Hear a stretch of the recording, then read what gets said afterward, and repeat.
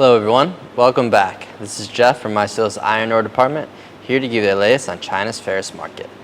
Let's dive in. The ferrous market remained generally subdued this past week, primarily attributed to the ongoing off-peak season for downstream sectors.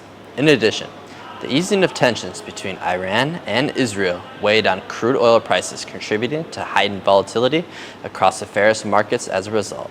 Despite this, the futures market witnessed a strong upward trend in the later half of last week, led by coke and coal.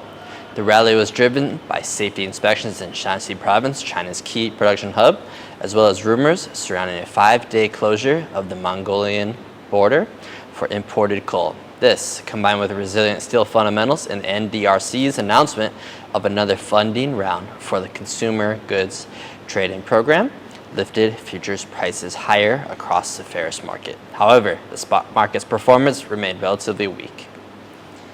Although total steel inventories rose slightly, steel consumption only experienced a marginal decline, indicating a certain degree of demand resilience. In particular, rebar demand fluctuated mildly over the past 3 weeks, but has shown divergence between the southern and northern regions.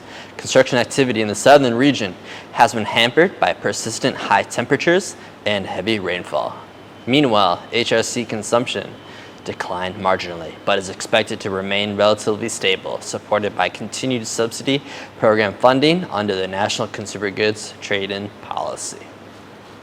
Hot metal production continued to edge higher as integrated mills operated at decent profit margins. In contrast, mini mills slightly scaled back output due to narrowing profits amid tighter scrap supply. Overall, spot prices of raw materials remained relatively weak, a result of the current off-peak season weighing on demand. Iron ore experienced rising portside inventories driven by seasonal supply growth. In addition, average daily discharge volumes continue to rise, largely attributed to transshipment activity.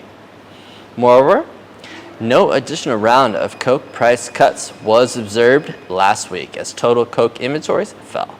In addition, output from independent coking enterprises continued to decline slightly due to environmental production restrictions and extended losses.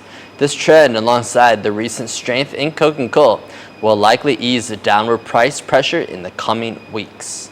Looking ahead, steel fundamentals are expected to face increased headwinds as export volumes potentially soften and construction demand weakens under higher temperatures. These factors, combined with cautious procurement strategies among steel mills, will likely continue to pressure the raw material market. However, current momentum in the coke and coal market will likely persist into the early part of this week, positively bolstering other ferrous products. This, coupled with robust hot metal production and favorable steel making margins, will result in market fluctuations moving forward.